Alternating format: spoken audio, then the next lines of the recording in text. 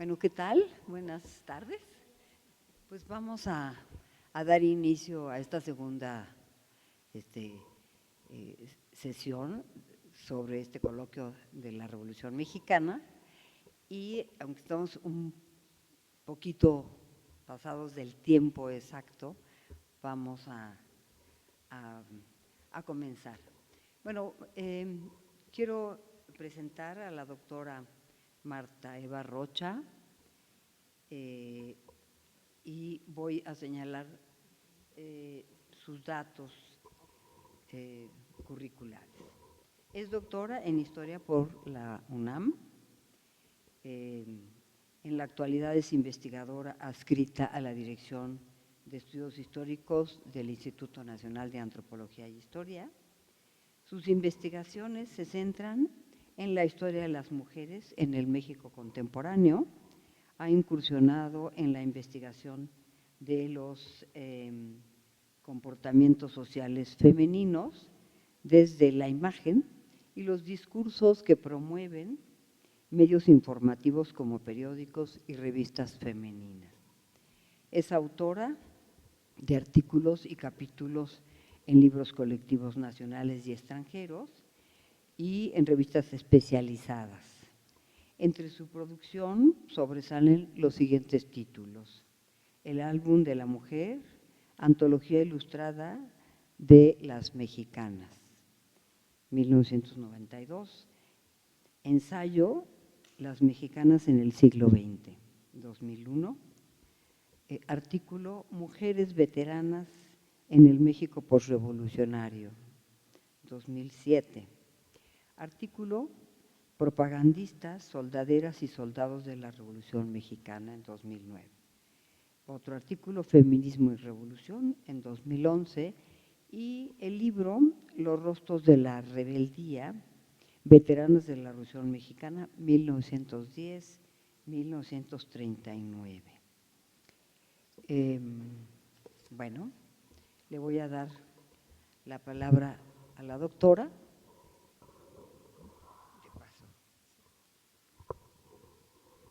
Bueno, muchas gracias. Bienvenidos el público presente.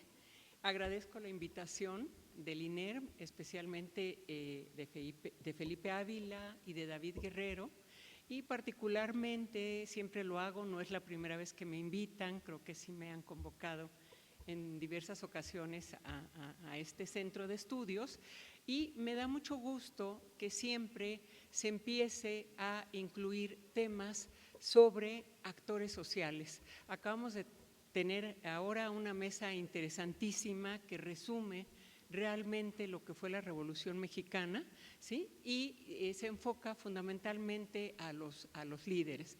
Pero en este caso, las mujeres siempre son como apéndice, y al parecer se podría contar la historia de la Revolución sintetizándola en la presencia de las soldaderas. Mi investigación, bueno, ha tratado de rescatarlas en el sentido de darles voz y demostrar de la manera que ellas han participado. Y bueno, esta mesa vamos a estar yo hablando de mujeres y él hablando de niños y jóvenes, lo cual, bueno, pues ojalá que enriquezca la visión que tenemos de la historia de la Revolución Mexicana. Bien. La lectura del libro de Svetlana Alexievich, La guerra no tiene rostro de mujer, me resultó muy sugerente a propósito de mi investigación sobre la participación de las mujeres en la Revolución Mexicana, publicada como libro, Los rostros de la rebeldía, que fue una coedición de Lina y del INER. La novela de Alexievich está construida a partir de los relatos de las mujeres soldados que se alistaron en el ejército ruso en la Segunda Guerra Mundial. La autora recupera sus voces y crea una narrativa sobre ellas, ya que, como señala, todo lo que sabemos de la guerra procede de voces masculinas. Las mujeres, mientras tanto, guardaron silencio y sus visiones y versiones eran desconocidas. Una parte de mi investigación se refiere a las mujeres que participaron en la lucha armada entre 1910 y 1920. Y lo que comparte con el libro de Svetlana es que también seguía siendo un tema poco abordado por la historiografía del periodo. Las razones tienen que ver desde la concepción misma de la guerra en relación a los géneros. Al respecto, Virginia Woolf señaló, cito, «La guerra es vicio de hombres y no de mujeres». Un discurso dominante que señalaba espacios diferenciados para hombres y mujeres, público-privado, contribuyó a mantener la separación. La política, la guerra, el trabajo remunerado corresponde a los hombres, mientras que la familia, las tareas domésticas, el hogar eran responsabilidad de las mujeres, lo que explicaría en parte el anonimato en el que ellas habían permanecido. Cuando inicié la investigación, décadas atrás, fue fundamental el libro de Ángeles Mendieta, La mujer en la Revolución Mexicana, publicado por el INER en 1961.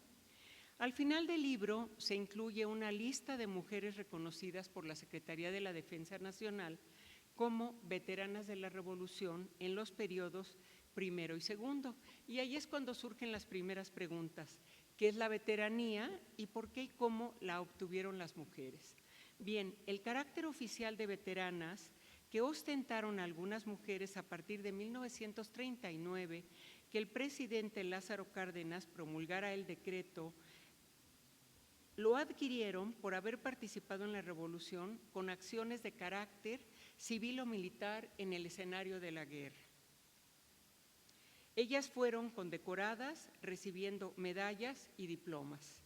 Parte medular en el libro recupera la actuación de las mujeres en dicho proceso armado y fue la especificidad de su participación, que no fue la única forma en que lo hicieron en los distintos ejércitos rebeldes, que las agrupó en propagandistas, enfermeras, soldados y feministas.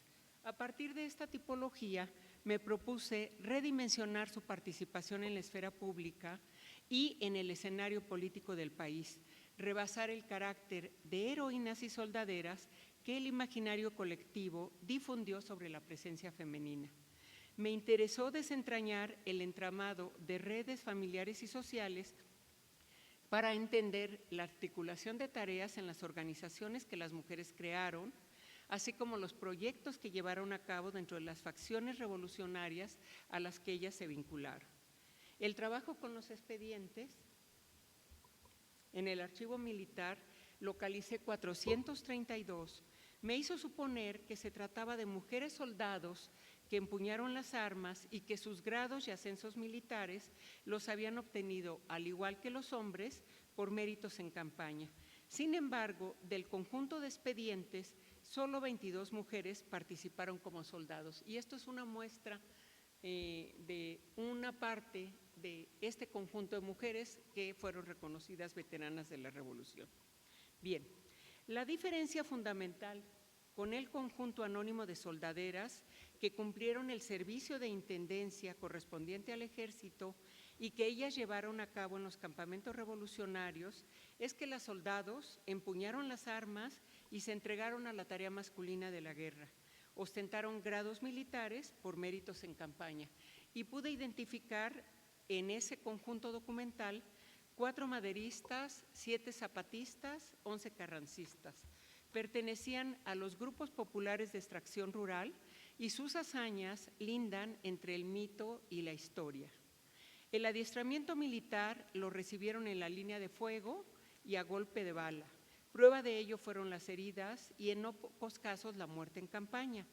Algunos ejemplos son los de la duranguense Valentina Ramírez Avitia, soldado, y Clara de la Rocha, coronela.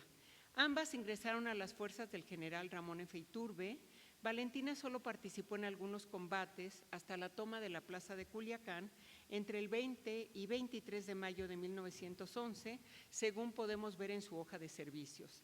Aunque ella no inspiró el popular corrido revolucionario, sin embargo, una fotografía, y es esta, publicada en la Semana Ilustrada del 7 de julio de 1911, sí la inmortalizó.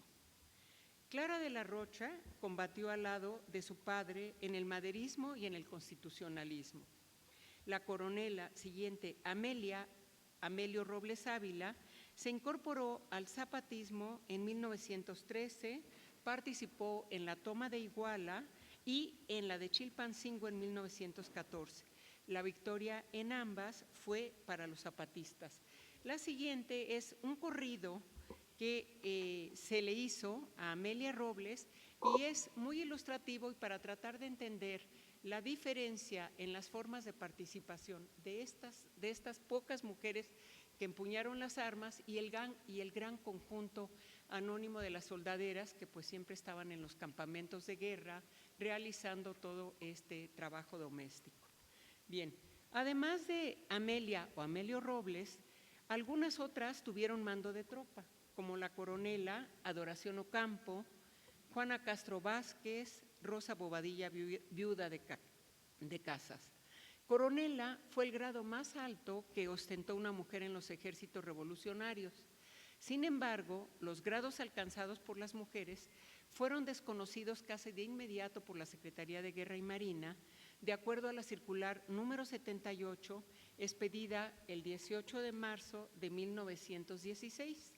Un año después fueron dadas de baja de la Secretaría de Guerra y Marina y con ello desconocían la activa participación de los soldados en los campos de batalla. En los 22 casos se trata de mujeres singulares que en primera instancia fueron transgresoras al participar en el espacio masculino de la guerra. En un ambiente bélico donde la valentía y la virilidad eran cada día más valorados, las mujeres aprendieron a comportarse de esa manera. Se masculinizaron, aunque esto no las libró de padecer violencia de género. Un universo muy diferente conforma el conjunto de expedientes de veteranas, las propagandistas y las enfermeras.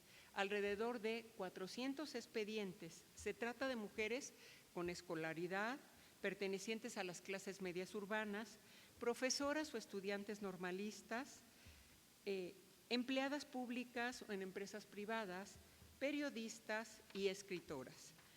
Estas mujeres, muchas de ellas desde la primera década del siglo XX, empezaron a participar en los círculos de oposición a Díaz, escribieron en la prensa denunciando los excesos cometidos por la dictadura en contra de los trabajadores y ellas incluso publicaron o editaron también periódicos. Mujeres como Dolores Jiménez y Muro, Juana Belén Gutiérrez de Mendoza, Carmen Cerdán, que son las imágenes que estaban ahí, además Arestela Ramírez, Elisa Cuña Rossetti, Guadalupe Rojo, Crescencia Garza, Mercedes Arvide, participaron desde la etapa precursora. El fraude electoral del 26 de junio de 1910 hizo que la oposición fuera más abierta e inició la lucha antireeleccionista encabezada por Francisco I. Madero. La lucha, aquí debo decir que la lucha se dio en dos frentes, el militar de la guerra y el civil de la propaganda. En este último fue en el que la mayoría de las mujeres participó. La propaganda se organizó mediante la formación de clubes políticos y juntas revolucionarias. Santiago Portilla señaló que el club fue el primer paso organizativo para participar en la contienda electoral. Algunas mujeres se incorporaron a los clubes antireeleccionistas que se fueron formando, pero también ellas crearon y dirigieron clubes femeniles. El primero que se formó, del que tenemos información, fue el Josefa Ortiz de Domínguez en Puebla, formado a mediados de 1909 por la obrera Petra Leiva y ligado al Club Luz y Progreso que dirigía Aquiles Cerdán y del que era importante colaboradora su hermana Carmen. El segundo, no sé si está después o antes creo, fue el Club Hijas de Cuauhtémoc, antes creo está, ¿no? El Hijas de Cuauhtémoc, antes. Antes, ese es después, antes. Bueno, nada más son de las que ahí tenemos. Es que este club, el Hijas de Cuauhtémoc, que se funda en la Ciudad de México en 1910 y del cual, entre otras cosas, sabemos de él porque se encontró esta fotografía que portan precisamente el banderín, fue dirigido por la zapatista Dolores Jiménez y Muro, Elodia Arcia Siniega y Julia Nava de Ruiz Sánchez. Por otro lado, en Puebla, la primera junta revolucionaria de la cual tenemos el acta de la Constitución de esta junta fue en diciembre de 1910 y fue dirigida por Guadalupe Narváez y presidida en forma honoraria por Carmen Cerdán, que en ese momento ya se encontraba encarcelada por los sucesos ocurridos el 18 de noviembre. Y la siguiente, que es el Grupo Magisterial Revolucionario, integrado por profesoras normalistas. Ahí tenemos a María Arias Bernal, o sea, dos personajes, profesoras, que tomaron una participación muy activa desde el maderismo, pero después en el constitucionalismo, que son María Arias Bernal y doña Eulalia Guzmán. O sea, desde ese momento ellas estaban participando. Entre 1911 y 1912 se formaron otros clubes femeniles encargados de continuar la campaña de oposición a Díaz hasta lograr su renuncia y coordinar las tareas de propaganda en apoyo al maderismo. Ellas impulsaron la asistencia de la población o de los pobladores hombres a votar y vigilaron casillas el día de las elecciones.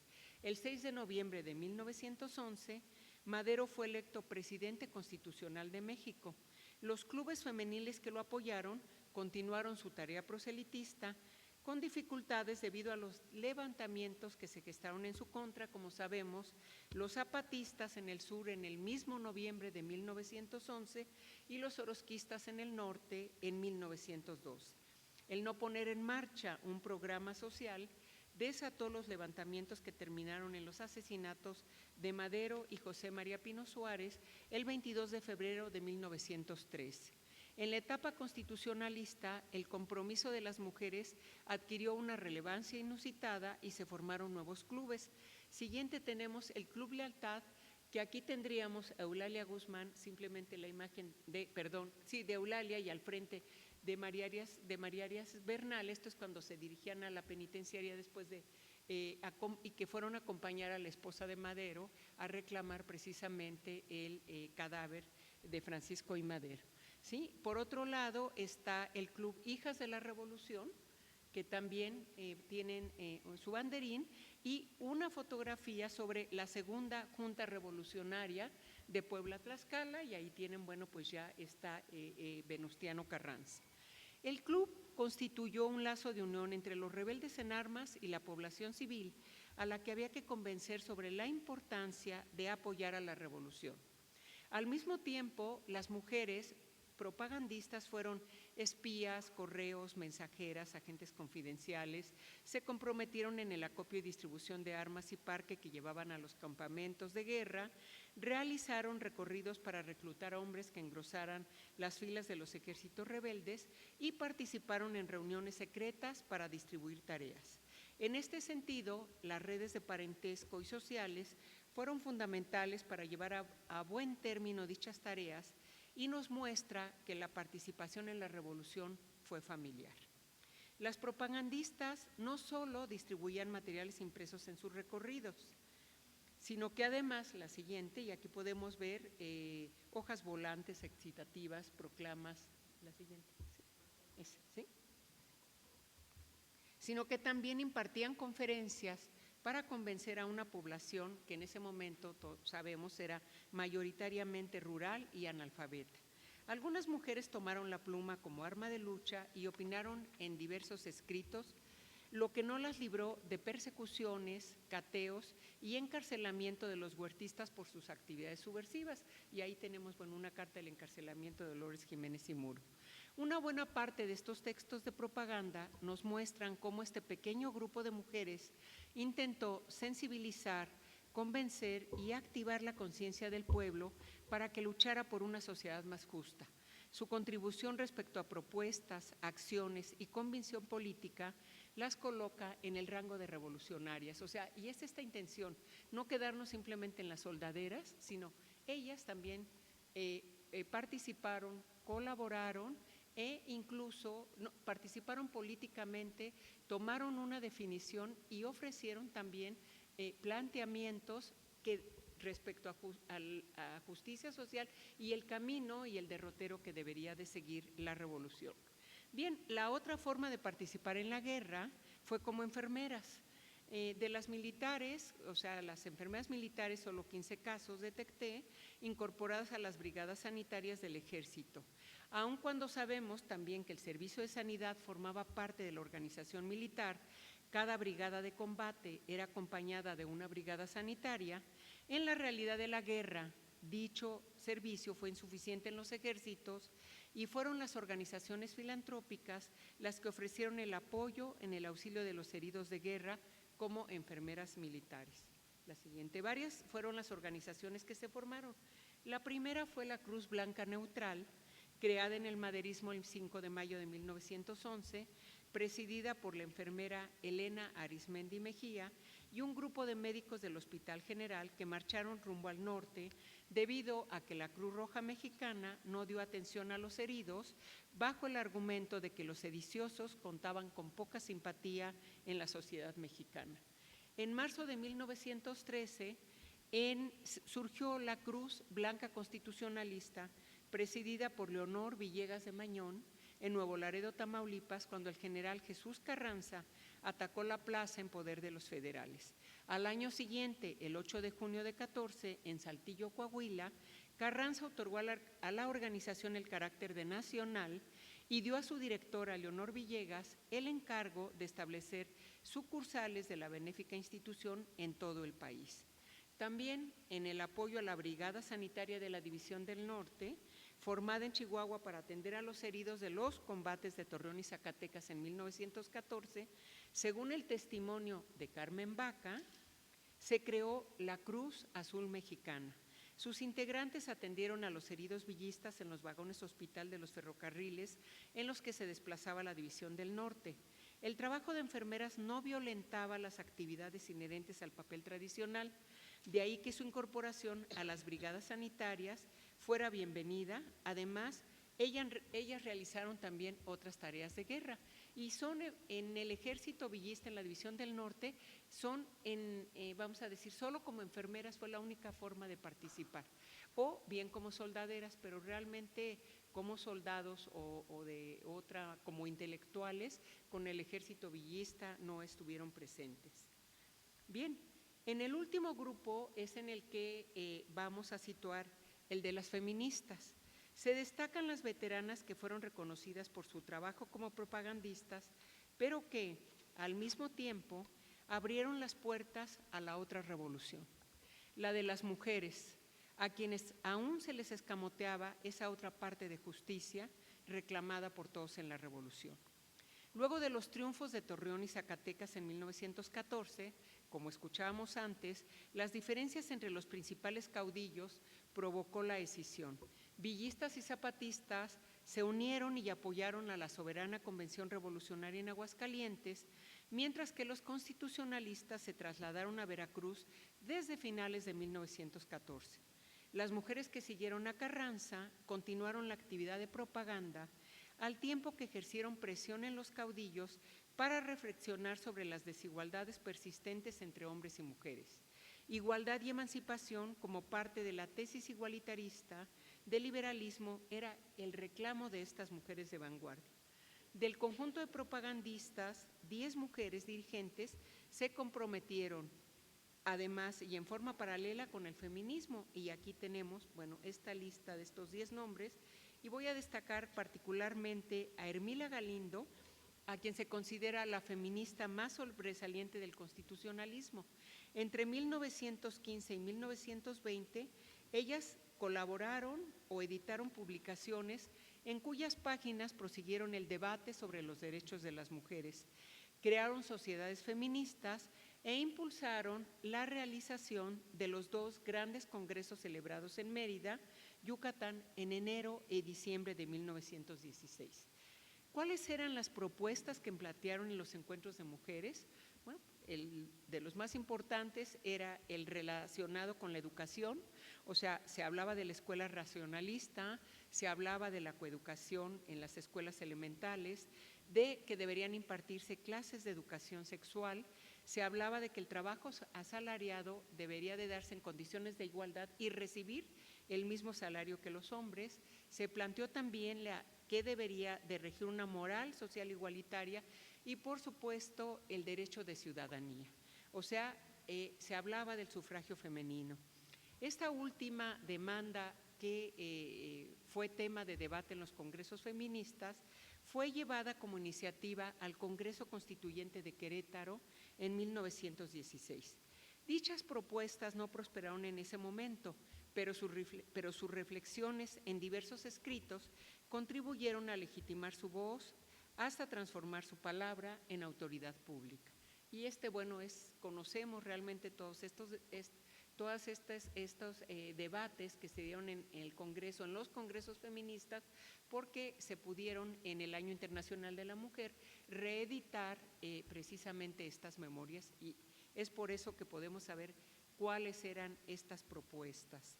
Bien, para finalizar, quiero decirles que acercarnos a las distintas actividades que las mujeres realizaron en la guerra nos muestra que participar en el espacio público ya es subversivo, en la medida en que transgrede el ámbito que les corresponde en el orden social de la época, y esto es el privado del hogar doméstico.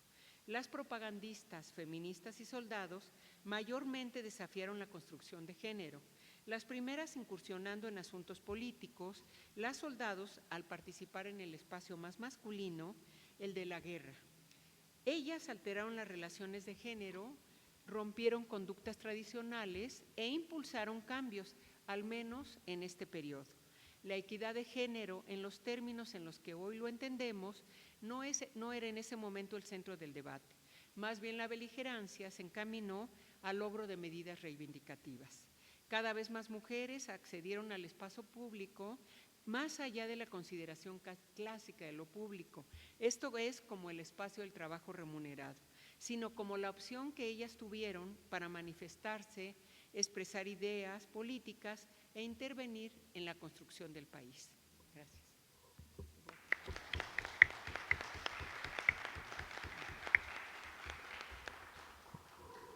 Doctora, pues muchas gracias por esta interesantísima conferencia. Además, sí que quiero señalar que la doctora Rocha en estos trabajos es pues de las pioneras, no es la primera, pero ha hecho trabajos muy interesantes y que todas nosotros tenemos que leer.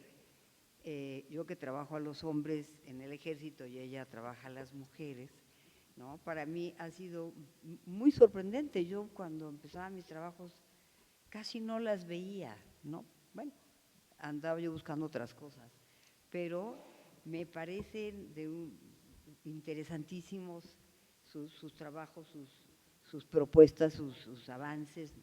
Y yo creo que hay que seguir sobre esa línea, ¿no? Sobre todo en años posteriores, ¿no? Los años 40, los 50, hay muchas cosas novedosas que se transformaron, ¿no? Bueno, le voy a dar ahora la palabra al licenciado David Guerrero Flores. Él es licenciado en Historia por la Escuela Nacional de Estudios Profesionales Zacatlán, de la UNAM. Cuenta con estudios de posgrado en la Facultad de Filosofía y Letras de la misma institución y actualmente es director de difusión y divulgación de este instituto. Su línea de investigación es la historia de la infancia, también un tema muy, muy novedoso, en particular del trabajo infantil en la primera mitad del siglo XX. Es autor de artículos académicos y de divulgación relacionados con la historia moderna y contemporánea de México. Sobre la historia de la infancia destacamos algunos de sus textos. La valoración del trabajo infantil en México, 1910-1920, es un artículo que está publicado en México en 3 momentos, que publicó el Instituto de Investigaciones Históricas en 2007, 1810, 1910, 1920. Los niños, es otro de la beneficencia pública en la Ciudad de México, 1910-20, en Delia Salazar Anaya y María Eugenia Sánchez Calleja. Es un libro que ellas coordinaron y que se llama Niños y Adolescentes Normas y transgresiones en México, siglos XVII al XX, y este es de Lina. Otro es El trabajo infantil en México, una continuidad en la historia. En Lourdes Guerrera, Feria, es sobre un libro que se llama Historias de la Infancia, y es de la Benemérita Universidad Autónoma de Puebla.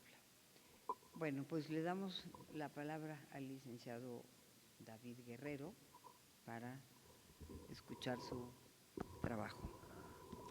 Bien, muchísimas gracias.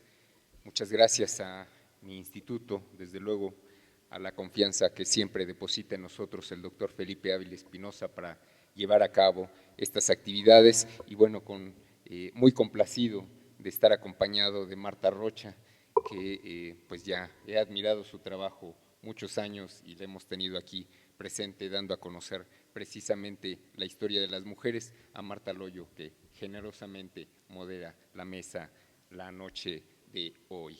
Bien, pues esta es la mesa alternativa, digamos, ¿no? Si ustedes siguieron el pulso de las mesas anteriores, pues digamos, hay un guión que podemos seguir sin mucha dificultad. Una visión general, unos antecedentes, el maderismo, zapatismo, constitucionalismo, soberana convención revolucionaria de Aguascalientes. Nos faltó el villismo, pero pues por ciertos motivos no hubo villista en esta ocasión, pero prometemos que el próximo año, no para finales de este porque ya se nos acaba, pero el siguiente tendremos buenas conferencias sobre Villa, a la par, por supuesto, del recordatorio de Venustiano Carranza. En fin, esta mesa es más temática, como bien señaló Marta Rocha. Se trata de recuperar a otros actores sociales que estuvieron presentes, y así como se soslayaba la participación de las mujeres en la Revolución Mexicana, se les condensaba en la figura, digamos, retórica, emblemática, estereotípica de la soldadera, o pues la buena mujer que curaba a los enfermos, las enfermeras, o la maestra que se metía de propagandista, pero sin entrar mucho más allá en las profundidades. Bueno, pues ocurre que también, como comentó la doctora Marta Loyo, niños, niñas y adolescentes también estuvieron presentes y también están presentes en la sociedad mexicana y en su historia. Entonces, vamos a hacer una exploración sobre la participación de niños y adolescentes en la Revolución Mexicana. En el conjunto de la historia, desde luego. No jala esto.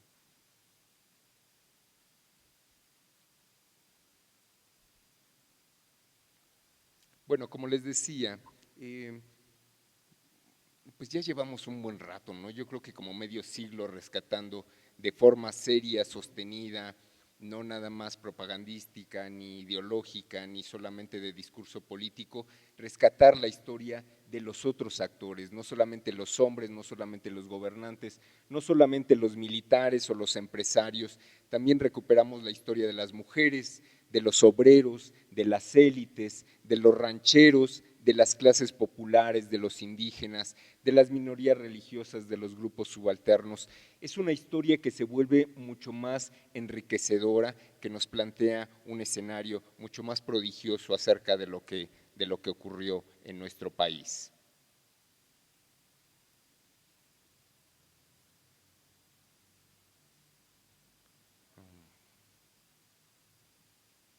La tecnología nos está jugando una mala pasada. Obviamente este aparato no fue hecho por un niño ni inspirado por un niño.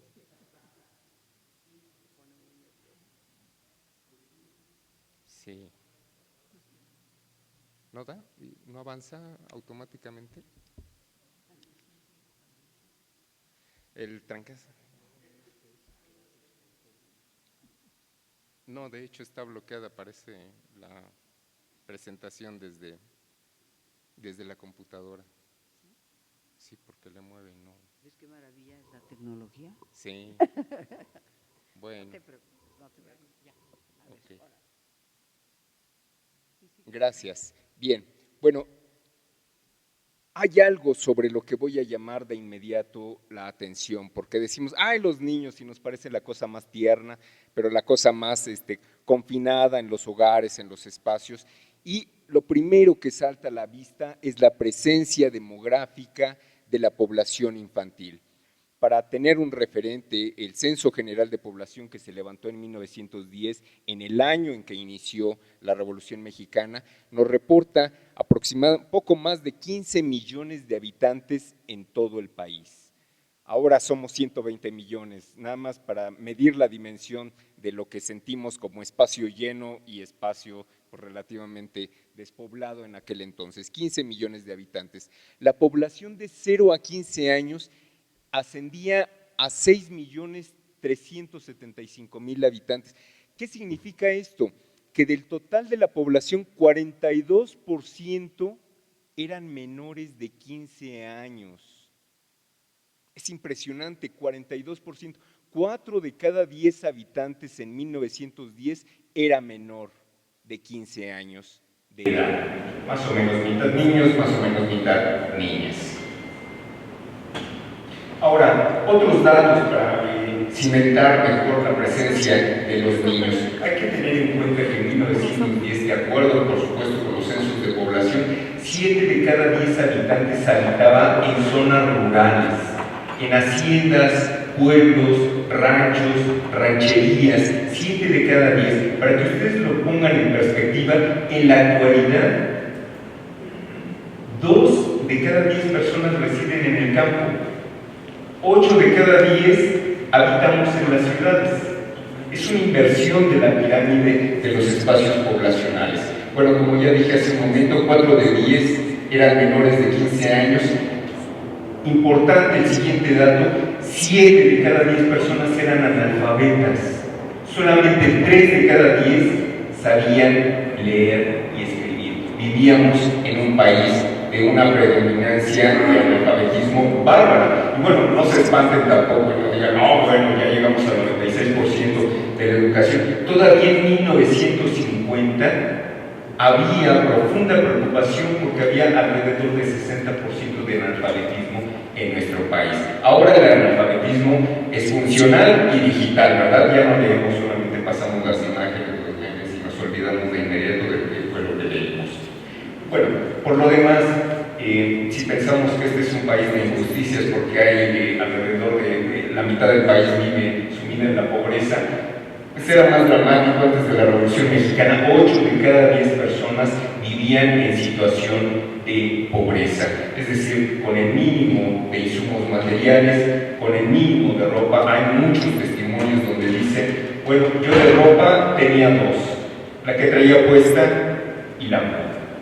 Y se acababa, y se remendaba además hasta el cansancio. Por lo demás, las mujeres eran prodigiosas en fabricar ropa, ¿no? Bueno, pues ahora las tiendas, ¿verdad? Fueran las mujeres de aquel tiempo, no habría esos malls impresionantes, esas tiendas fabulosas de ropa. Perdón, había un datito más también para que ustedes lo tengan presente. La tasa de mortalidad infantil. Actualmente mueren de 2 a 3 niños por cada 1000 que nacen. 2 o 3 mueren por cada 1000.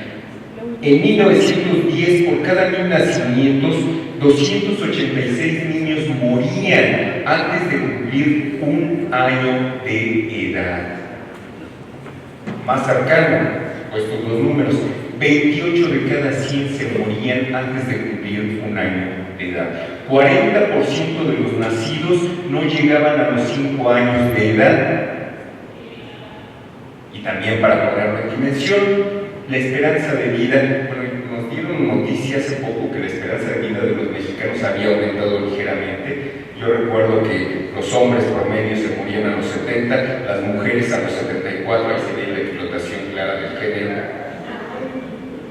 Y recientemente dicen que repuntamos, hagamos de cuenta que los hombres viven 72, las mujeres 76, gracias a los avances de la medicina. Habría que preguntarse si es vida digna o no vida digna, pero en 1910 la esperanza de vida era de 30 años. La mayor parte de la gente moría alrededor de los 30 años. Un poco, entonces, para que ustedes crean una población grande de niños y una población joven que muere alrededor de los 70 años. Claro, llegaban viejitos, me van a decir, bueno, ¿y que Porfirio Díaz no tenía 80 años en el poder? Sí, pero era Porfirio Díaz, ¿no? Y viviendo en el castillo de Chapultepec y no en condiciones miserables o de explotación como muchas veces ocurría en el campo y en las haciendas. De acuerdo, estamos sobre la pista de unos personajes históricos que son muy peculiares. Los historiadores, para documentar el pasado, necesitamos identificar fuentes, evidencias, rastros, testimonios, huellas de aquellos personajes sobre los que estamos siguiendo la pista. Bueno, ¿qué hay de evidencia sobre los niños en el pasado? Tenemos un montón de fuentes. El problema es que son fragmentarias, el problema es que son subjetivas, el problema es que son discutibles, pero pues, para eso son las herramientas de la interpretación y el análisis. Tenemos biografías, autobiografías, novelas que son una cosa deliciosa leer. Las novelas, leer a Francisco Elio Urquizo, el escritor, el novelista, el soldado de la Revolución, es de verdad impresionante, es maravilloso. Hay cuentos cortos, periódicos y revistas de la época que, si bien no publicaban cosas específicas sobre historia de los niños, sí hablaban sobre los niños, sobre el cuidado, sobre la leche, sobre si era conveniente darles a los niños pulque en aquel entonces o los hacíamos alcohólicos, en fin, anuncios de ropa, infinidad de testimonios escritos en periódicos y revistas. Por supuesto tenemos las fotografías y más de uno de ustedes tiene en mente en este momento una imagen de un niño durante la Revolución, así que las fotografías ocupan un lugar central. Hay estudiosos que señalan que a partir del siglo XX nuestra cultura es eminentemente visual. Más que leer, vemos imágenes. Piensen ustedes cuando salimos a la calle, la publicidad nos abarrota de imágenes, ¿verdad? Primero la imagen y después en letra chiquita Wonderland. Bueno, se entiende todo. Perdón, todavía no pasó después. Bueno, las primeras líneas son, digamos, los productos más elaborados, se hacen con una intención, con un propósito. Hay otro tipo de testimonios que no necesariamente se refieren explícitamente a los niños, pero los niños están contenidos ahí. Los encontramos en expedientes y documentos de archivo, pero también en otro tipo de documentos que fueron elaborados con otro propósito: registros estadísticos, informes educativos, los expedientes de la beneficencia pública que nos hablan sobre la orfandad de los niños y qué les pasaba en los hospicios. Eso en las ciudades. En los pueblos no había hospicios porque no había necesidad. Para eso estaba la figura del niño criado. Lo han escuchado ustedes muchas veces. Y en el pasado a las servidoras domésticas se les llamaban criadas porque se criaban desde niñas en las casas. Bueno, tenemos estudios médicos, reportes de inspección laboral y el vasto mundo de la cultura material. Se conservan todavía en los museos. Maestro Salvador Rueda tiene en las bóvedas del museo, bueno, no Salvador Rueda propiamente, la institución, tiene un importante acervo de cultura material, vestiditos, zapatitos, agujitas, juguetitos, en fin, es una cosa verdaderamente impresionante. Aquel que tiene el privilegio de entrar en los acervos del museo, no lo que está en exhibición, sino lo que tienen resguardado, es asombroso, es prodigioso y se pueden hacer muchas lecturas de sus objetos de cultura material. Algo muy asequible para todas y todos ustedes es la literatura publicada de forma reciente. Ustedes pueden encontrar en este momento en venta, en librerías de Educal. Qué bueno que hago el anuncio de una institución para tratar, pero finalmente con fines públicos. Es maravillosa la novela, el relato de Andrés y Duarte, un niño en la Revolución Mexicana, un niño tabasqueño metido en la Revolución Mexicana porque formaba parte del clan político que gobernaba Tabasco y que tuvieron que salir huyendo porque los perseguían los revolucionarios. Y Andrés y Duarte nos cuentan. Les diré una cosa, lo que más le dolió al niño Andrés en la Revolución Mexicana fue que en el momento de su salida precipitada, porque porque iban a asesinar a la familia, tuvo que abandonar a sus muñequitos preferidos, Maximiliano, Miramón y Mejía, a quien fusilaba todas las tardes. Pero él lo decía: lo que más extraño son mis muñecos, porque ya no puedo jugar a que triunfa la República y fusilo a los imperialistas. Bueno, hay una compilación a cargo de Tania Carreño King, Infancia y Revolución. Es una buena compilación, una selección literaria de obras. Y bueno, el escrito autobiográfico de Juan Bustillo Oro le suena a cine, porque fue director de cine posteriormente, y su libro maravilloso sobre un niño en la Ciudad de México, México de mi infancia. Muy barroco el lenguaje, pero los relatos son verdaderamente impresionantes. Él, recuerdo que señala, dice: bueno, nosotros no sabíamos que eran los revolucionarios. Cuando entraron a la Ciudad de México, yo le pregunté a mi mamá: ¿esos son los revolucionarios? Porque lo que vi fue un espectáculo de hombres sin el uniforme norteño, completamente diverso su uniforme, algunos con rifles, otros sin rifles, algunos haciendo desmanes, otros no haciendo desmanes. Y él se pregunta: ¿esos eran los revolucionarios? ¿Esos eran los revolucionarios de los que me hablaba mi padre, que hacían las guerras? ¿Por qué no le parecían revolucionarios al momento de entrar en la Ciudad de México? Bueno, como les decía hace un momento, tenemos imágenes conocidas. Ustedes seguramente han visto esta imagen 1, 10 y 100 veces publicada a manera de testimonio sobre los niños de la Revolución. Vean ustedes a dónde le llega el rifle a este niño, cómo podría haber cargado toda esa impedimenta en batalla, ¿verdad? O sea, o cargas la cobija o te pones a disparar. Se ha estudiado esta imagen, que además es de un niño federal. Diríamos: ay, es un niño revolucionario, era un niño federal, era la contra, digamos, ¿no? Eran los huertistas, de alguna manera.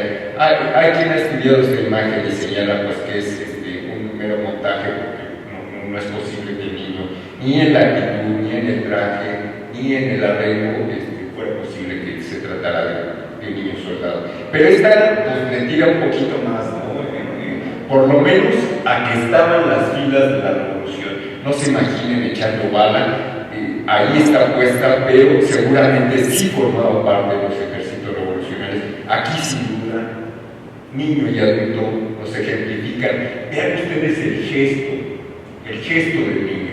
No es un gesto de niño bonito, de niño tierno, de niño que pasa momentos felices. La guerra transforma. Si ustedes han visto documentales sobre los estragos de la guerra en las personas, ponen retratos antes de la guerra, se ve claro, transparente, ponen retratos después de la guerra y se ve la experiencia.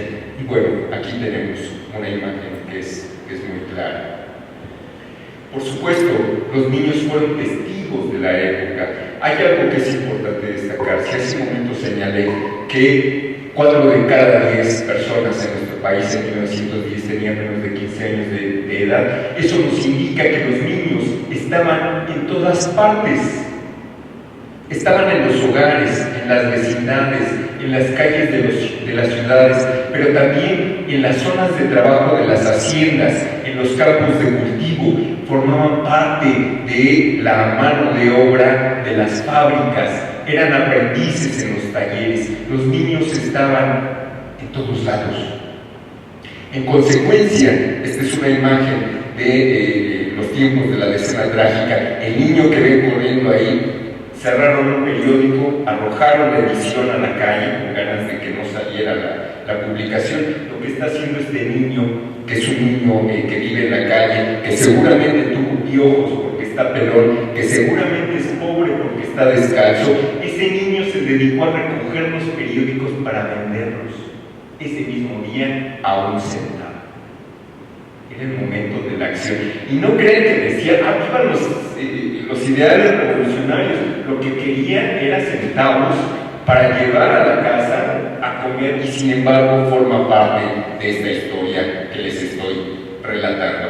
Niños que, si bien es cierto el testimonio, si podemos creer que no necesariamente los niños tienen la profunda convicción ideológica que adquieren posteriormente los adultos, sin duda muchos de esos niños, muchas de esas niñas también escucharon y gritaron las consignas, como en el caso de los que ven ahí, niños a los que les pagaron 3 centavos por gritar lo que dice la pancarta: ¡Viva Madero! Y vean ustedes a los niños, al que va enfrente, se nota que está gritando, y se nota, y yo intuyo que el recuerdo de su Viva Madero trascendió durante décadas, y si sobrevivió ese niño, muy probablemente contó a sus hijos y a sus nietos que formó parte de la revolución y que era maderista. Aunque no supiera con qué se comía el maderismo, pero gritó ¡Viva Madero! En las calles de la Ciudad de México. Por supuesto, tenemos la parte no solamente de los protagonistas, sino también de las víctimas, este niño que fue herido y que se muestra en la imagen. Y bueno, no avanzamos más allá en el dolor, porque tampoco se trata de hacer nota roja de esta conferencia. Vemos a esa niña al fondo con armas al frente, decomisadas a rebeldes revolucionarios, y vean la edad de esa niña, tiene 4 o 5 años de edad, no más, y ahí está posando precisamente en un escenario armado. Bueno, mucho más tierno, por supuesto, son niños de kindergarten. Yo hace un momento les dije que solo 3 de cada 10 personas sabían leer y escribir. ¿Cuántos de los niños de aquel entonces fueron a un kindergarten?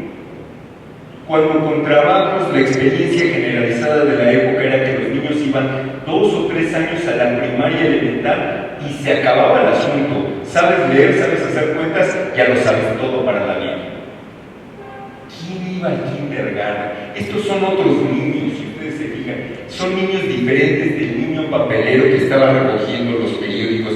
Son niños de clase media, son niños de medio pelo, son niños de gente bien. Y el gran personaje que está a un lado, pues no es nada menos que Venustiano Carranza, para que lo ubiquemos desde luego en el tiempo. Pero también estos niños fueron protagonistas, aunque no sufrieron directamente, también vivían la zozobra, porque el miedo en tiempo de guerra se percibe, se siente, se oye. Aunque no se vea, se intuye que hay un gran acontecimiento que pesa sobre todos los demás.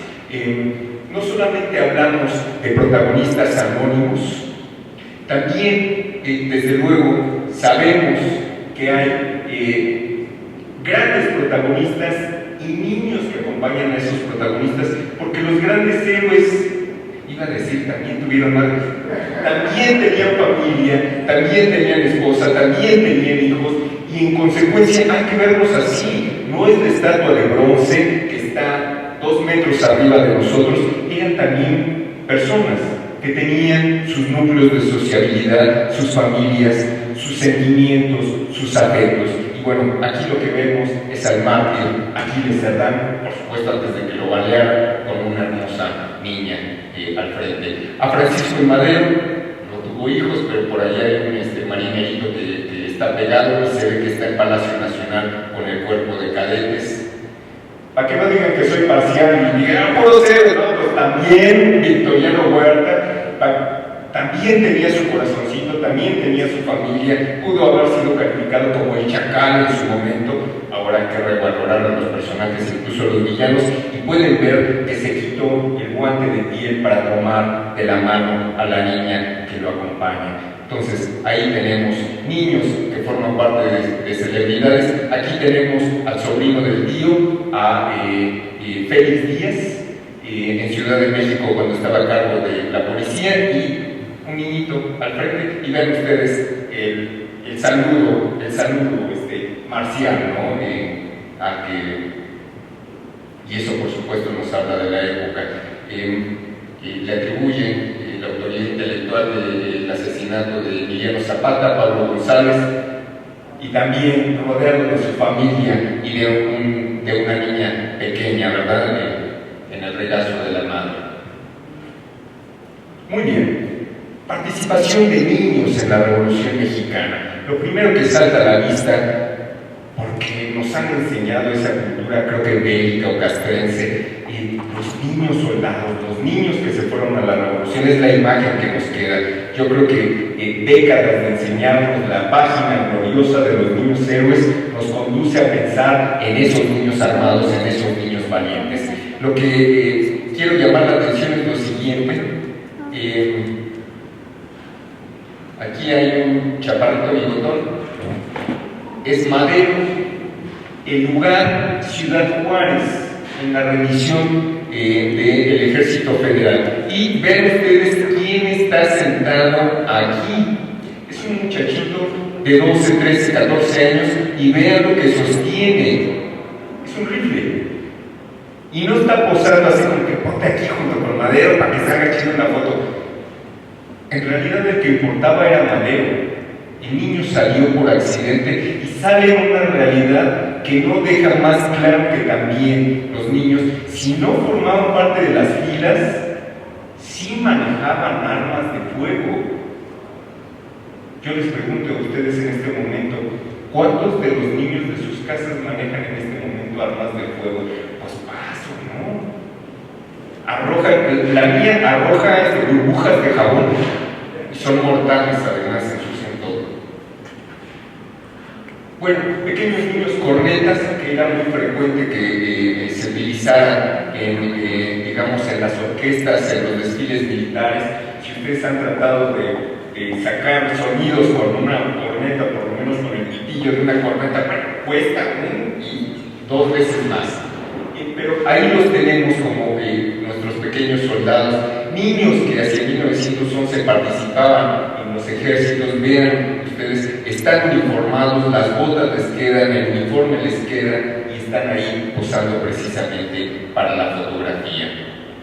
Y bueno, no solamente para que vean imágenes, efectivamente niños y adolescentes se sumaron a la revolución y muchas veces fue esto de manera voluntaria. Ustedes pueden leer en pantalla el testimonio de Gilberto Nava Presa. Él era originario de Durango, nació en 1897, así que tenía 13 años de edad en 1910 cuando estalló la Revolución Mexicana. Iba a decir la Revolución Francesa, estoy en otro planeta. Y este es el testimonio de Gilberto Nava. Dice, bueno, ¿qué fue lo que me hizo entrar a la revolución? Que otros muchachos me invitaron a participar y me fui con ellos. Dije, yo me voy a la revolución y me voy y me fui a la revolución. Le preguntan por la ideología y dice, la ideología que teníamos era que nos gustaba echar balazos. Ya en mi interpretación es que el señor estaba bastante viejito y se dio de ensoñaciones en echar balazos. Pero lo que me importa más es lo que señala al final de su testimonio. Dice, pero ya le digo, sí tenía noción de por qué era la revolución y siempre gritábamos, ¡viva Madero! Y ¡viva Madero! Y ¡viva Madero!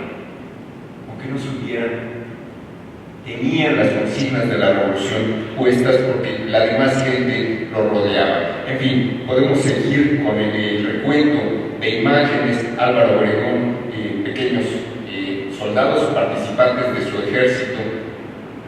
Por supuesto, podría presumir que los sombreros no eran propiamente de ellos, sí, sus trajes. Sí. Bueno, aquí en esta imagen pueden ver a un niño corneta. Este niño sí tiene nombre, se llama Jesús García, tenía 10 años de edad cuando tuvieron lugar las batallas de Celaya. Y se dice, esa es parte del libro, pero es bonito ponerle anécdotas al asunto, ¿no? Que este fue uno de los cornetas que estaba tocando la señal de combate cuando la emprendieron contra Francisco Villa. De hecho, le entregaron una condecoración por el valor que demostró en el campo de batalla. Aquí tenemos un acercamiento, ya está Álvaro Obregón sin brazo, pero ahí está el niño que participó en los ejércitos. Bueno, otro testimonio, esta vez de Ciudad Victoria, Tamaulipas. El hombre Rutilio Camacho había nacido en 1900, así que en 13 tenía precisamente 13 años de edad, y cuenta cómo entran soldados constitucionalistas para pedir agua. Él, como buen niño, les da la sed. Imagínense, entran soldados, ¿cómo nos vamos a dar agua? Y ya que se retiran, el jefe le pregunta, bueno, ¿y tú qué haces aquí?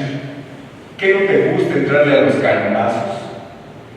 Y imaginen ustedes a un niño de 13 años, yo me pongo en esa situación, 13 años de edad, claro, tendría que vivir en Sinaloa para que, y no precisamente un revolucionario, sino que un narco me dijera, ¿qué te gusta echar bala? Pues sí, me gusta echar bala, pues aquí tienes la pistola, ¿no? Y vean ustedes lo dramático, porque se ve, dice, y entonces mi madre, no señor, pero ¿cómo? No hombre, pues ¿te gusta? Me dijo, pues sí, sin pensarlo mucho, pues sí me gusta. Y entonces uno de los asistentes me dio un rifle y cuando lo tomé mi madre me dijo, ¿qué iba a hacer? Y pues yo tenía un sombrero grande de esos rancheros que tenía guardado. O sea, agarré mi sombrero y me lo puse a salir detrás incorporado con aquellos hombres a la calle, ya con un rifle, ya de rebelde. Claro, sabemos cuál fue el desarrollo posterior de Rutilio Camacho. No se fue a las filas con un rifle en la mano, como sabía leer y escribir, se convirtió en mecanógrafo y pagador del ejército del cuerpo al que pertenecía. Si sabías leer y escribir, valías mucho en los ejércitos, porque muchos generales eran analfabetas. Bueno, la vida en campaña es terrible. Movilidad, sufrimiento, disgregación de la familia, violencia, embriaguez, abuso sexual, muerte. Todo eso estaba presente. Vean ustedes parte de las condiciones de vida. Se dice románticamente que la revolución viajó en tren por todo el país. Efectivamente viajó en tren, pero también con unas condiciones extraordinarias de hacinamiento. Aquí pueden ustedes ver, se ve borrosa porque es de suya, pero este soldado tiene una pequeña niña aquí en sus brazos y esta mujer también tiene una niña. No solamente los niños se fueron a la revolución, nacieron en medio del escenario revolucionario. Muchos de estos niños nunca llegaron al primer año de vida. Era muy fácil que un niño pequeño muriera en esas condiciones. ¿Por qué morían? ¿Por una diarrea? ¿Por una gripa? Y por enfermedades que ahora nos curan con vacunas, es decir, se previenen con vacunas. Viruela, sarampión, tifo, enfermedades gastrointestinales, enfermedades respiratorias, por muy poca cosa podía morirse un niño. Bueno, un testimonio, Antonia Álvarez, de 95 años, una de las mujeres, fue enfermera durante la revolución y brevemente, porque su testimonio es muy rico, pero para que ustedes vean, Antonia Álvarez recuerda que en tiempos de la revolución las soldaderas parían, daban a luz, y nosotros les amarrábamos el ombligo con pita o con un paliacate. A ver, las mujeres que están aquí presentes, bueno, seguramente varias de ustedes no han dado a luz, pero en el momento del parto, que con un pedazo de yute, la fibra, el isle, el mecate que usaban las abuelas, que al niño le amarran con isle, cuando ahora son tan asépticos los alumbramientos, algunas mujeres dicen, pues ni lo sentí. Bueno, lo sienten en el posparto, ¿verdad? Pero en el momento, nada.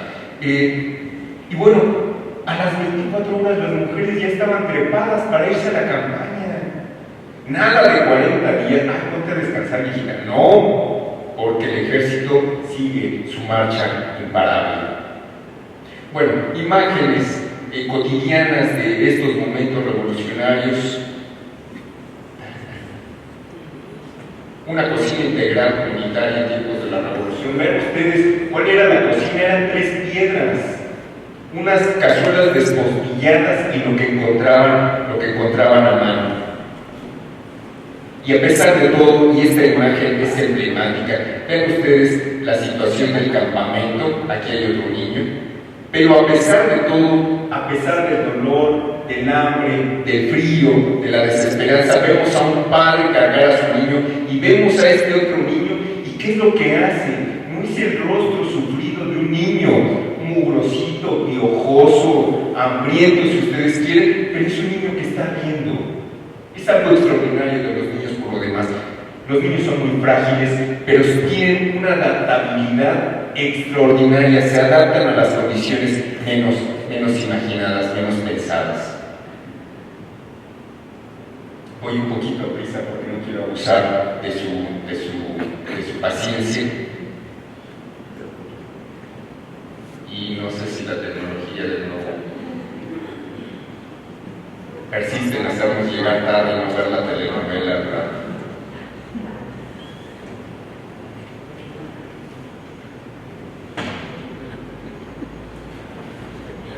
Bueno, mientras funciona nuevamente la tecnología, ya va a ser la guerra. Bueno, hablamos pues de los niños que se incorporaron a la guerra, de cómo vivieron en medio de la campaña, pero también no perdamos de vista que la mayor parte de los niños no se fueron a los ejércitos, no participaron en las campañas, eran población civil que sufrió los estragos de los movimientos armados. Bueno, ahí tenemos un palacio municipal en el estado de Morelos, incendiado completamente,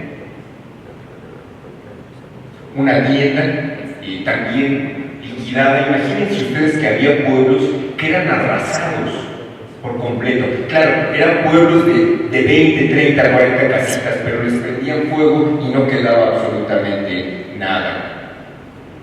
El recuerdo de la muerte atestiguada eran unos cadáveres y bueno, la imagen del niño, otra vez miremos los rostros para descubrir las emociones del momento, pues es un gesto de dolor y yo diría que prácticamente traumático en aquel momento. Ojalá que no haya sido su familiar el que estaba metido en la caja. Y he presentado testimonios de niños. Este es el testimonio de una mujer que en tiempos de la revolución fue niña, se llamaba Celedonia y vivía en una localidad de un rancho próximo a Guadalupe, Zacatecas. Y Celedonia nos relata cómo las escondían para que no las secuestraran, para que no se las llevaran, para que no las violaran. Y dice así Celedonia: casi sin tiempo para pensar y ya bajando la escalera del pozo, nos aguantaron por reposos y algunas tortillas, y taparon el hoyo con tablas y tierra.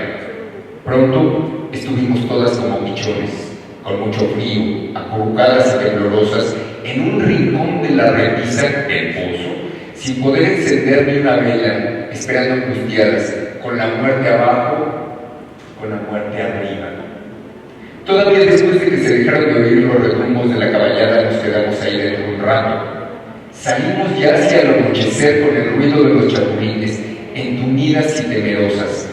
Así nos escondieron los muñequinos otras 2 o 3 veces hasta que acabó la insurgencia y entendimos lo que era la bola. Para las mujeres, la bola era el miedo. ¿Cómo se puede entender un mismo acontecimiento de diferentes maneras? Para las mujeres, la revolución significaba miedo, significaba esconderse, o bien significaba ser capturadas, llevadas, abusadas, desaparecidas. En fin, hay abundantes testimonios sobre esta materia. Bien, los niños vivieron todos estos acontecimientos. Muchos vivieron el paso de las tropas, como en esta imagen que refleja la entrada de los zapatistas en diciembre de 1914 en la Ciudad de México.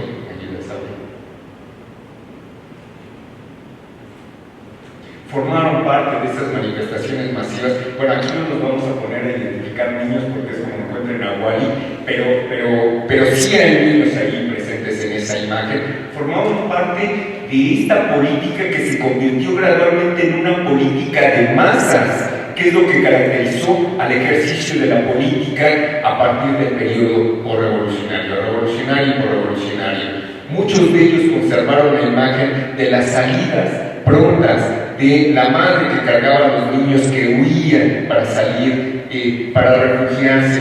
Vean ustedes estas imágenes, son tremendamente significativas. La huida de la gente de los pueblos porque van a llegar los revolucionarios, y el que va hasta el frente se llevó hasta su colchón.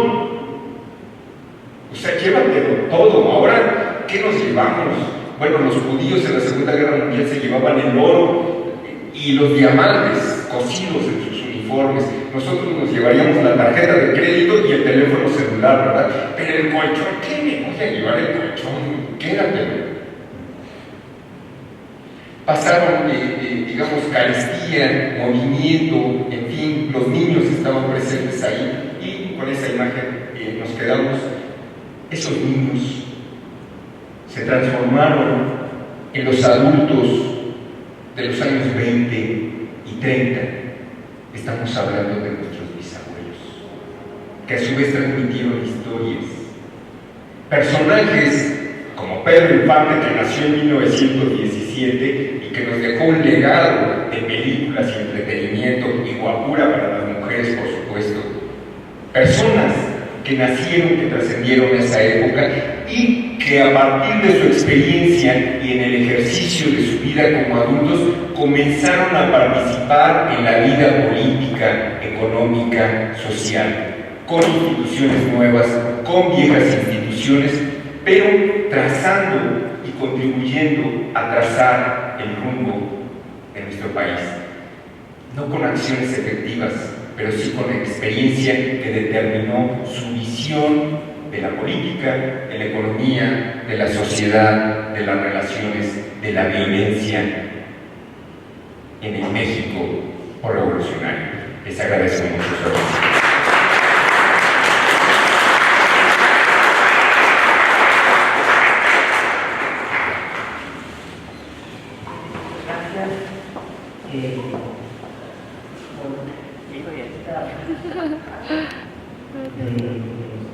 Los niños en la revolución, y hay muchísimo que comentar, que genera muchísimas preguntas, ¿no? Porque además son temas muy nuevos y además de entender qué es la infancia, pero para esos niños, ¿no?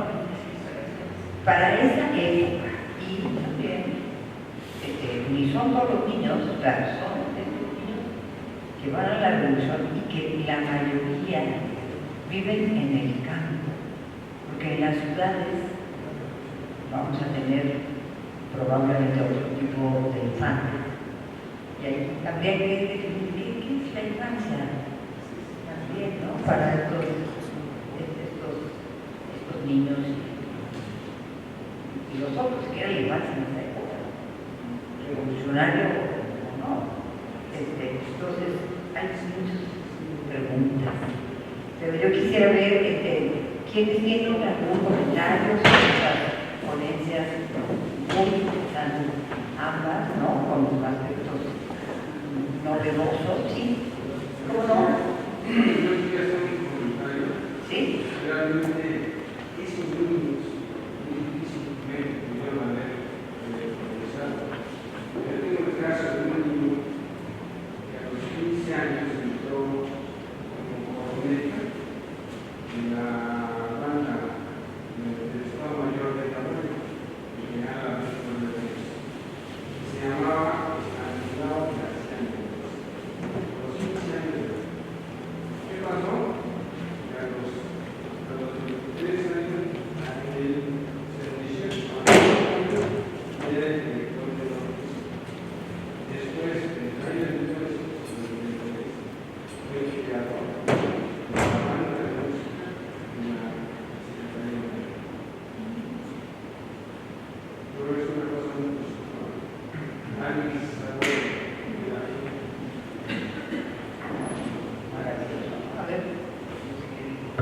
Bueno, muy breve. Si bien es cierto que la mayor parte de los testimonios y la vida de estos niños pues, nos aparece incompleta como una instantánea, están ahí, o te cuentan una parte de su vida. Hay historias, sobre todo a partir de los testimonios de historia oral, que podemos ver qué sucedió con ellos después. Niños que fueron huérfanos, que entraron en un hospicio, en el caso de uno de ellos en Chiapas, se obtiene una beca, luego entra en la normal superior y se dedica 50 años de su vida como docente, siendo que había sido hijo de aparceros en una hacienda chiapaneca. O casos que reflejan la continuidad, algún joven de 15 años de edad que ingresa en el zapatismo, que no obtiene ningún grado militar porque es analfabeta, que se da de baja, sigue siendo campesino toda su vida, casa y tiene 13 hijos. Y es una continuidad.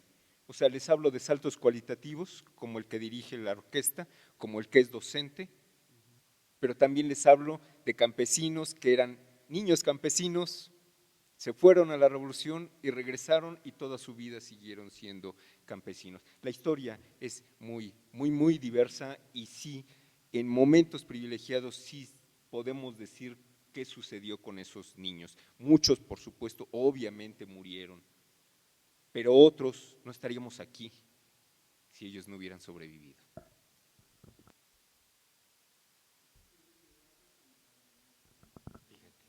Ah, muy bien. Impresionante. ¿Sí? ¿Cómo no?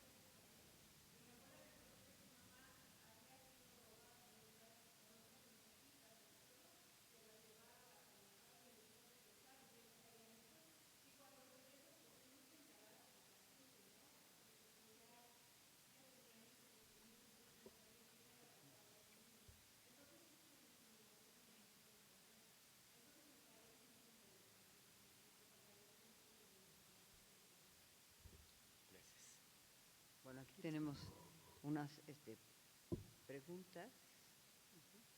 Este también es para ti. Y este es para ti. Gracias.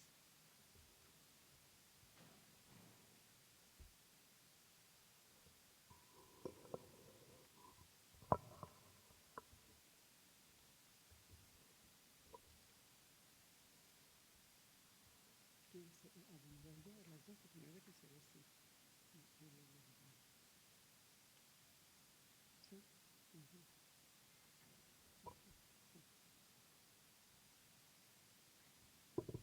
Bueno, primero y siguiendo un poquito también la plática de David, efectivamente, tratar de ver procesos históricos, pero desde sus actores sociales, nos muestra, nos muestra nuevas vetas como de investigación y de interpretación, ¿sí? Él cuando, porque muy interesante lo de tu trabajo y te voy a contestar yo también, pero bueno, esta parte de lo de los niños, cuando se dice, es que mira, tenían 15 años, es que en esos años no existe la adolescencia, realmente a los 15 años eran ya adultos, ¿sí? Entonces, el incorporarse a la revolución de 15 y 16 años y ya es una propia personalidad que yo, del niño o del sujeto, que yo la pude constatar, por ejemplo, también en el caso de las mujeres, y por eso yo hacía mucho hincapié en que después de lo que yo he venido trabajando en archivos y demás, efectivamente descubro, y el primer planteamiento, es que la revolución fue familiar, ¿no? O sea, afecta a las familias de los distintos sectores sociales. ¿Quiénes son los más afectados? O sea, pues por supuesto que las clases populares o las clases pobres, ¿sí? ¿Quiénes son los que encabezan los movimientos? Porque finalmente son gente preparada, gente educada, gente politizada, que es lo que pasa en la revolución, pues las clases medias, porque finalmente parte de la burguesía pues lo que hace es emigra, ¿no? Emigra mientras la situación se estabiliza y realmente no participa tan directamente. Pero hay sujetos que, como en el caso incluso de los niños, me llamó mucho la atención estos testimonios porque son testimonios similares de algunas mujeres que de las que yo trabajé, que decían, no, yo no quiero irme a la revolución como soldadera, no, yo quiero como soldado. Yo quiero empuñar el arma y ir consideraban que esa era la parte, vamos a decir, de la lucha, que la lucha era válida si se daba exactamente en el frente militar. El caso de Amelia Robles, por ejemplo, dice, yo desde niña me gustó el campo y los caballos. Así es que cuando tuve la oportunidad, ¿no?, de, ahora sí que de entrar a la revolución, pues efectivamente lo hice como soldado, ¿no? Y bueno, y después pues tuvo mando de tropa. ¿Sí? Y bueno, ya aterrizando un poquito, esta era la parte como que yo creo que es esa parte de entender mucho más la cuestión de esa separación entre lo que es la infancia y lo que es la parte adulta. Estudios que por supuesto no solo en los niños, sino en el caso de las mujeres, que hacen mucha falta es sobre la violencia hacia las mujeres. ¿Sí? ¿Por qué? Porque tienes que irte a archivos judiciales. Y normalmente, vamos, todos estos abusos, las mujeres que las tenían que esconder entre, digo, los villistas, los zapatistas, los carrancistas, lo tuvieron que hacer, vamos a decir, las familias tenían que esconderlos porque, que se eran villistas y ahora vienen los carrancistas y por supuesto que van a tratar de llevarse a los hombres de leva y tratar de abusar de las mujeres, llevárselas y abusar de ellas. Entonces, a las que podían proteger, pues las protegían, pero efectivamente sufrieron no solo violencia, sino también violación, que es muy difícil, vamos a decir, de documentar, pues porque no están los archivos realmente las denuncias o abiertos, no sé si se hicieron denuncias, si se perdieron bueno, denunciar, por ejemplo, asuntos de violencia y de violación, pues en esas épocas, si ahora es difícil, en esas épocas mucho más. La honra es algo que no se va a publicar, que se perdió, ¿no? O sea, entonces no podemos ver realmente estos expedientes, incluso de prisioneras, ¿no? Ir a los archivos judiciales de estas mujeres que estuvieron en prisión acusadas de sedición, acusadas ¿cómo se dice? Sedición y de incitar a la violencia, ¿no? Cuando participaban en los mítines, en las manifestaciones, que fueron igualmente detenidas o que les encontraban documentación, ¿no? O sea, panfletos o excitativas, en fin, no existe, o sea, es muy difícil que nosotros, ha sido muy difícil localizarlo y que encontremos en los archivos oficiales. Yo tuve la oportunidad de localizar realmente cosas interesantes por archivos particulares, archivos personales, y ahí sí me encontré como que muchísima más información que me ayudó a tratar de ir, vamos a decir, como que recuperando, ¿no? Y este proceso y tratando de explicarlas. Una de las preguntas que me hacen es efectivamente ¿por qué en el ejército villista no hubo mujeres? Bueno, porque Villa en su época, vamos a decir, ¿En qué año? ¿De más esplendor? De más esplendor, o sea que se funda la División del Norte de 13 a 14, ¿sí? Tenía un ejército perfectamente armado, vestido, organizado, con, vamos a decir, con recursos, ¿no? Para, vamos a decir, que tienen que ver con la cuestión de la estrategia y de la estrategia militar. Y las mujeres, por ahí hubo un relato de una villista, ¿no?, que sí se incorporó y que después fue pagadora, lo que estabas mencionando, como estaban preparadas, entonces la nombró pagadora del ejército, pero son 1 o 2 casos. O sea, las mujeres para el ejército villista, la División del Norte, realmente representaban un estorbo. Fueron admitidas, vamos a decir, como enfermeras, pero incluso hay todo hay un libro, ¿no?, el de Brondowitz sobre el servicio sanitario de la División del Norte, que hace toda, vamos a decir, toda la narración que va desde que salen de Chihuahua hasta llegar a las batallas más importantes de Torreón y Zacatecas, y cómo, vamos a decir, estos trenes sanitarios cómo se iba dando la atención de los heridos y cómo participaban las mujeres, pero incluso las mujeres las menciona mucho en el anonimato, o sea, no les da, no las llama por nombre y apellido, porque realmente pues como que era más interesante en toda la cuestión, vamos a decir, médica, ¿sí? Entonces por eso no hay mujeres en el ejército villista, a diferencia del ejército zapatista.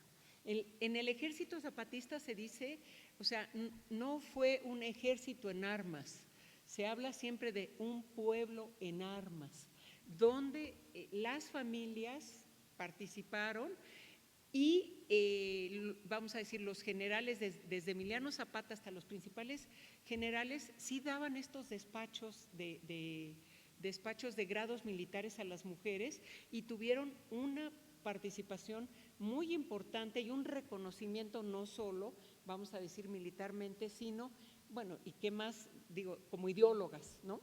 Y no solamente es la mujer más sobresaliente en el zapatismo, Dolores Jiménez y Muro, sino hay muchas más mujeres que conforme te vas metiendo y vas encontrando ciertas fuentes, es conforme vas descubriendo que no fue un paso así efímero o rápido, ¿no? Sino que cuando descubres precisamente sus escritos es cuando puedes finalmente interpretar y ponerlas, vamos a decir, en su dimensión, ¿sí? Y luego la otra pregunta que me hacían era que si doña Eulalia Guzmán, por supuesto que fue la gran educadora e historiadora, arqueóloga, ¿no?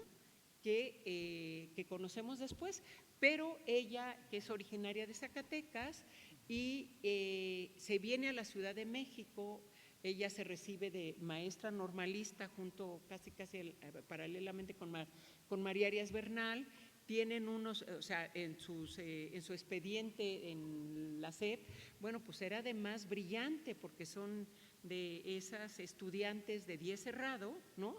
Y desde ese momento se vincula, por supuesto, que con María Arias Bernal y después con la esposa de Madero, y desde ese momento ellas como profesoras veían que una de las formas de hacer proselitismo y de cambiar, vamos a decir, a este país era educar. Entonces ellas son de las que establecieron escuelas dominicales para obreros, ¿sí?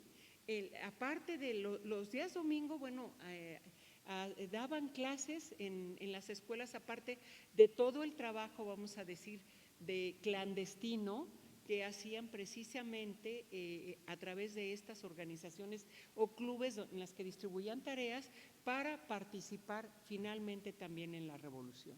Bueno, te paso para extenderme más. Muchas gracias.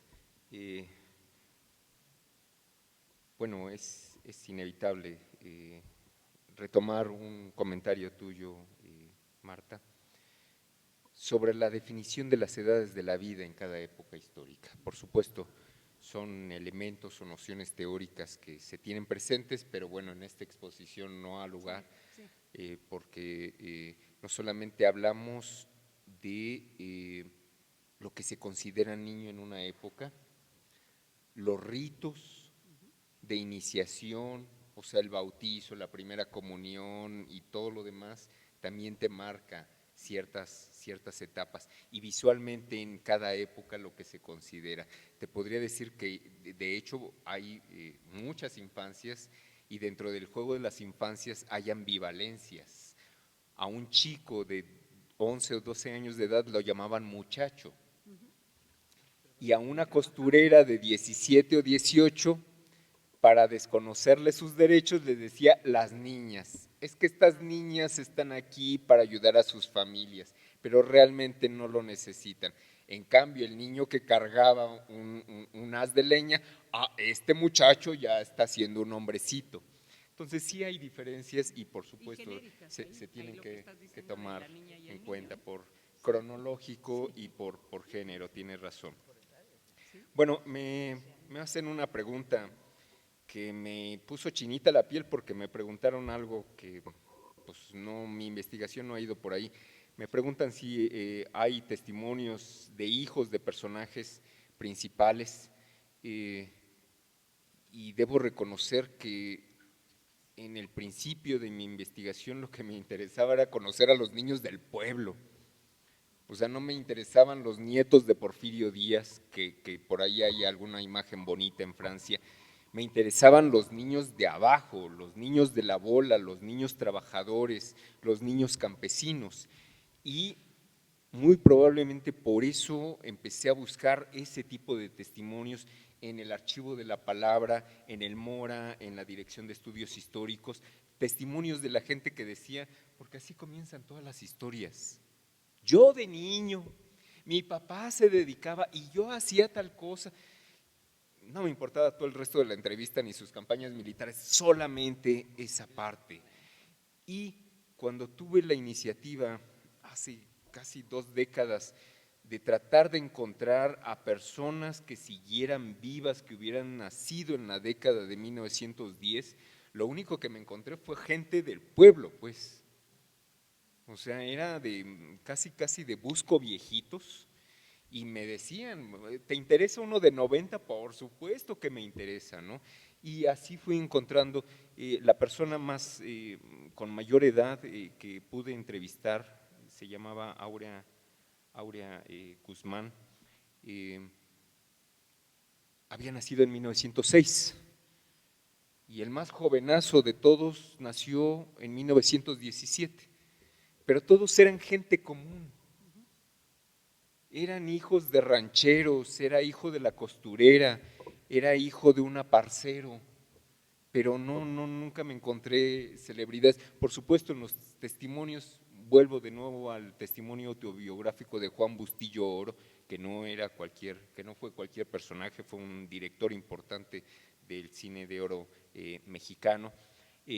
Pero también recuerdo la novela A la sombra del ángel, con Antonieta Rivas Mercado, que también fue niña en la Revolución Mexicana, y hay algunos detalles que van poblando esa laguna, pero sí, no me interesaron los personajes de los principales. Bueno, Madero no tuvo hijos, Villa debía tener 50 hijos, pero ¿con cuál te vas? Carranza se casó 2 veces. Bueno, sí. No se casó, nada más una, pero bueno, fue por eso. Pero ya estaba grandecita la señora, ¿no? Doña Virginia Salinas. Tiene 2 hijas Las primero. 2 hijas primero, Sí. con quien se casa. Sí. Y después tiene varios hombres aquí en México con una señora cuando vive en la casa de Carranza. Tres hijos. Sí. Mm. Ay, Ya. No sobre que si no había encontrado él Hijos de personajes hijos de importantes. personajes, entonces señalaba a Carranza. Bueno, Carranza tuvo 2 hijas, una que… Julia y no me acuerdo, hay, Sí. hay unas cartas de ellas Y ella muy interesantes se del archivo. casa con este general veracruzano Cándido Aguilar. Cándido Aguilar, ¿no? Gobernador y tal. Y la otra queda soltera, pero es la que cuando él muere se va a encargar de la casa de Carranza, que la rentaban, no era de él, después se la dieron. Y ella durante muchos años, hasta que murió, fue la que organizaba los festejos de los carrancistas y tal, ¿no? Ahí, pero él después, ya acá en México, tuvo 3 hijos con otra mujer, y reconocidos, porque eso sí los reconocían, ¿eh? Sí. A todos.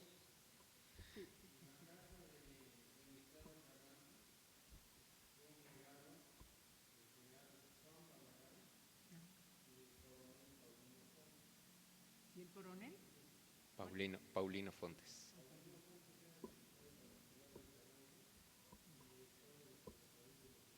Cuando muere, se la dan. No, porque él rentaba esa casa. Ah, eso sí no sabía yo. No, es seguro, no.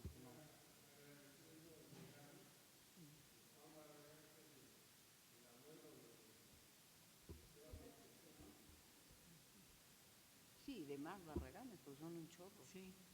Esos son 10. Bueno, finalmente Sí. tengo un comentario, perdón. Preguntan por qué es importante conocer la participación de niños y adolescentes en la revolución. Lo haría extensivo de por qué es importante conocer la participación de las mujeres en la Revolución Mexicana. Son actores, están ahí, y lo que deben hacer los historiadores es recuperar el pasado de la mayor parte de los grupos, porque así tenemos una historia diversa. Puede que se nos deshaga una historia general, una historia lineal, una historia ordenada que nos lleva con antecedentes, desarrollo, consecuencias, y todos estos se nos salen de la bolsa porque además son odiosos. Son odiosos los niños porque no elaboraron planes políticos, no hicieron revoluciones por su cuenta, no derrocaron el poder de los adultos, pero hicieron muchas cosas. Para comenzar, vivieron, reprodujeron su cultura, asumieron ideales, tuvieron inquietudes. Son nuestros bisabuelos. Cuando el bisabuelo tiene Alzheimer y cuenta 50 veces la misma historia de cómo llegó a la Ciudad de México, bueno, a las 51 ya te lo sabes de memoria, ya te choca. Pero sin embargo son los depositarios de cómo vivieron los otros. Cuando nos dicen las lecciones de cuando yo tenía tu edad, cargaba leña en el campo y dices, ay abuelo, por favor, no, saque 8, por favor, no me tortures más. Pero realmente nos están hablando de otro México, de un México que era muy diferente. Hace apenas unos días, para que vean ustedes el salto prodigioso, yo me puse a pensar que cuando era niño yo no tenía teléfono celular, impensable pues, o sea, eran las moneditas de 20 centavos en la esquina, si no había teléfono fijo en la casa, le echabas el 20 al teléfono público y de ahí llamabas de forma ilimitada, ¿verdad? Hasta que se hacía la fila larga de otros que querían llamar por 20 centavos. Pero, ¿cuándo andaba uno reportando por mensaje de texto? Ya llegué, ya estoy aquí, ya me comí mi sándwich. No, nada, o sea, tu vida transcurría libremente Hasta que regresabas a tu casa y decías cuáles eran las novedades del día. Y es una transformación la que les estoy hablando de 20, 30 años. ¿Hace cuánto tenemos teléfonos celulares? Y sin embargo, ¿cuánto nos ha cambiado? Conocer cómo vivieron otras personas, qué pensaban, cuáles eran sus ideales. Esa es una recuperación magnífica, por grupos de edad, pero también por géneros, por oficios. Conocer la historia de un ferrocarrilero, ¿no? Recuerdo un libro que dice, si trabajo me matan y si dejo de trabajar también. ¿Qué persona fue capaz de dar ese testimonio de un ferrocarrilero en los años 50? O de un migrante indocumentado, que son el antecedente de los migrantes que están ahora. Entonces, ¿para qué conocer? Porque son grupos que están presentes. ¿Por qué hay que conocerlos? Porque hacen mucho más diversa y enriquecida nuestra historia. No es una historia hecha por adultos, es una historia hecha por todos los grupos de edad. Y estoy seguro que ya hay historiadores en ciernes que están haciendo la historia de los viejos. Y algunos dirán, bueno, ¿para qué haces historia de eso si ya se van a morir? Pero también la vejez es un estado de la vida que esperemos todos vivamos en algún momento. Nos faltan como 4 décadas. Pero queremos llegar a la vejez. ¿Cómo se ha vivido la vejez a través del tiempo? ¿Cómo se representa?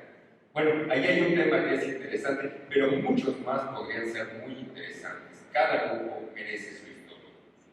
Bueno, pues con esto terminamos la sesión. Muchísimas gracias por asistir y por aguantarnos hasta ahora. Y bueno, el INER siempre está abierto a todos ustedes. Siempre hay cosas muy interesantes que oír. Aquí los esperamos, ¿verdad, David? Así es, así es. Porque quiero mucho a él. Pero así es.